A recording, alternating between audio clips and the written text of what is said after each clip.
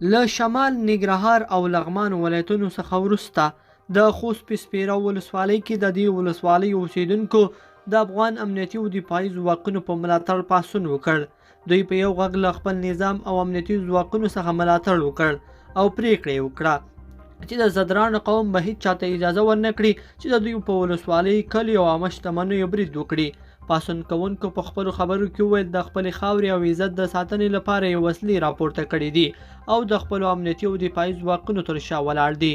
د زدرانو شورا رئیس مارک زدران په خپلو خبرو کې وویل نن ورځ د سپیرې ولسوالۍ ځوانانو او سپین ږیرو د خپلې ولسوالۍ د ساتنې لپاره وسله راپورته کړې ده او وسلوالو ته به په هیڅ صورت اجازه ورنکړي چې د دوی په سیمه کې ورانکاري فعالیتونه وکړي.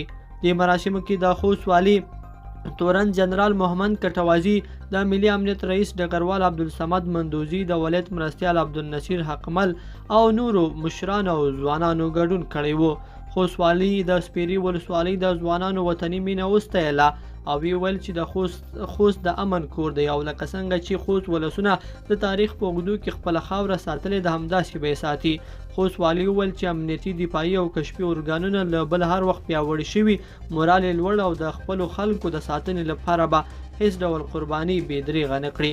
د سپیرې ولسوالۍ ولسونو او اوسیدونکو په یو غږ د خپلو امنیتي کشفي او دفاعي ځواکونو د ملاتړ غږ پورته کړ او د خپلې ولسوالۍ د ساتنې لپاره یې قومي پریکړه وکړه.